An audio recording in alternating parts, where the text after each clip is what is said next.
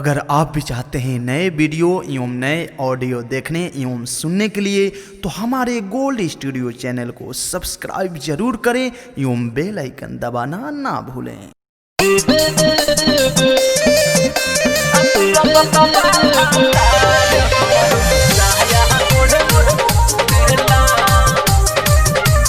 Music by Abhishek Gupta.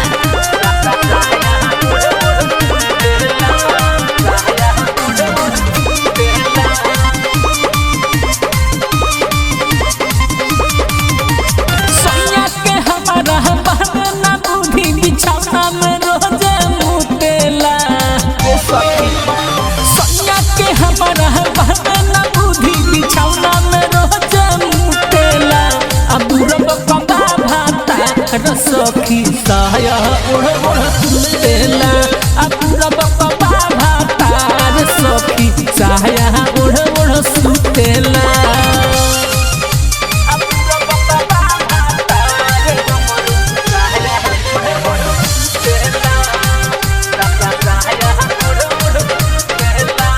Sapna Studio Delhi.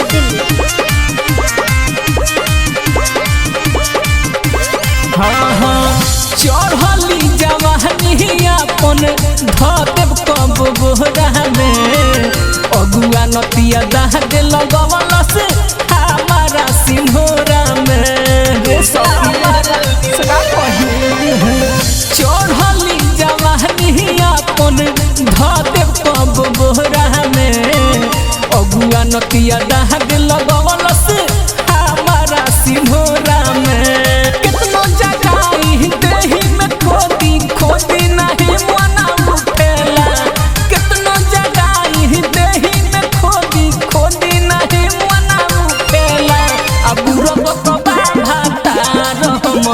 साया ओढ़ ओढ़ सुतेला पूरा बप्पा भातार हमरो साया ओढ़ ओढ़ सुतेला।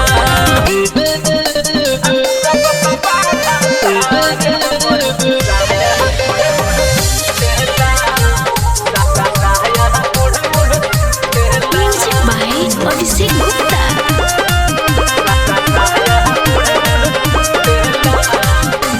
सपना स्टूडियो दिल्ली।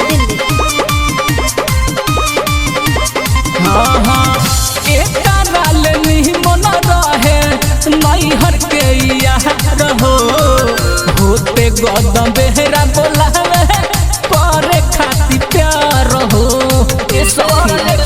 साचन हो एक राल नहीं मन रहे नैहर के यार हो होते गदम बेहरा बोलावे करे खाती प्यार हो।